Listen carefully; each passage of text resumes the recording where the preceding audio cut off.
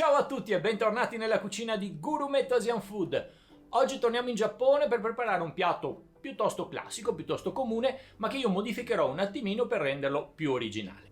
Sto parlando del sake spaghetti zukedon, ovvero una tazza di riso con sopra del salmone marinato e altri sfiziosi ingredienti.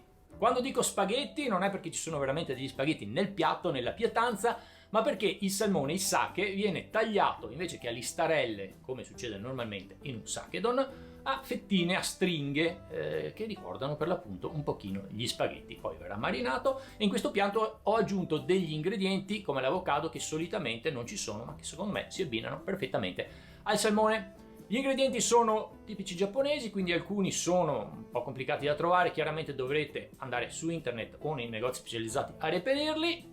Per il resto è tutto veramente molto facile. Ricetta velocissima, andiamo a vedere tutti gli ingredienti che la compongono e poi mettiamoci al lavoro. Let's go!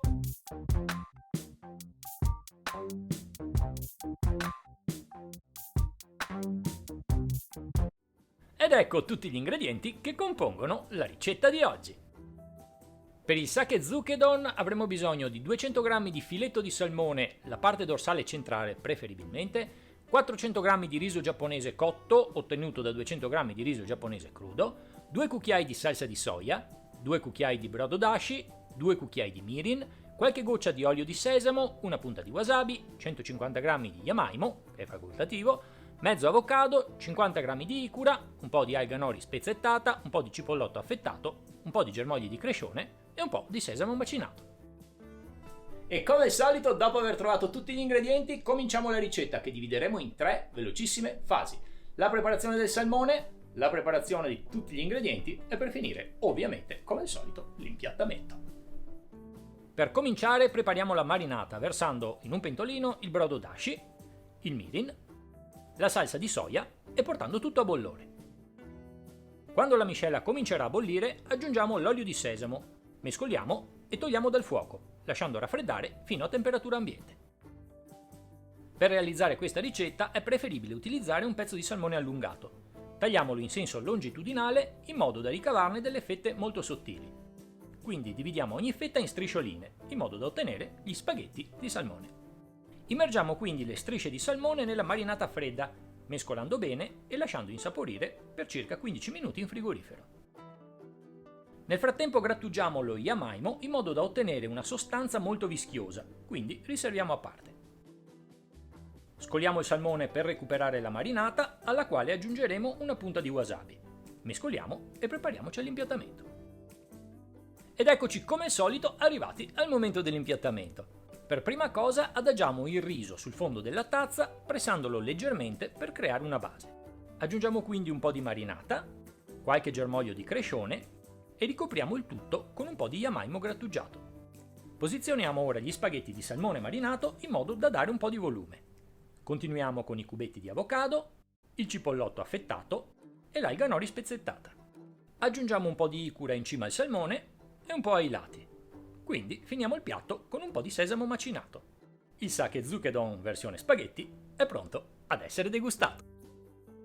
Itadakimasu! Buon appetito!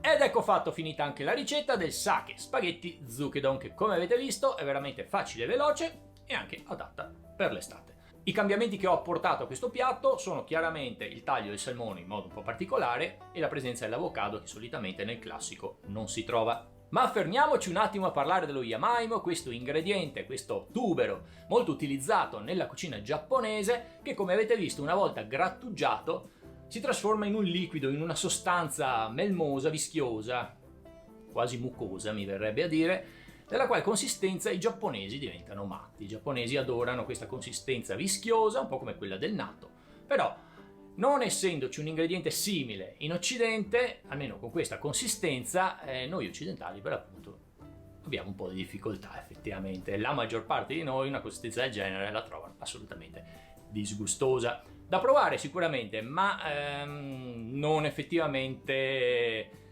apprezzatissima nei gusti degli occidentali. Ha una caratteristica ottima quando viene cotta, perché addensa le sostanze, quindi è perfetta nella pastella degli okonomiyaki, per addensarli ma renderli morbidi all'interno, però sopra il riso così sono principalmente i giapponesi che riescono a mangiarlo, o comunque qualche popolazione dell'Asia, insomma l'Occidente ha più difficoltà. Quindi se in questa ricetta non volete metterlo perché vi disgusta, ok, la consistenza, non avendo un sapore veramente pronunciato, perché lo Yamaimon ha un gusto quasi neutro, potete tranquillamente eliminarlo, visto che non modificherete assolutamente il gusto del piatto, ma solamente la sua consistenza. Bene ragazzi, spero che il video vi sia piaciuto e che la ricetta vi riuscirà bene. Continuate a seguire il mio canale Gurumets Asian Food, mettete un piccolo like al video e condividetelo. Se non siete ancora iscritti, mi raccomando, fatelo subito. Iscrivetevi al mio canale e azionate la campanellina. Io come al solito la prossima settimana sarò sempre qui per voi con una nuova ricetta. Ciao a tutti!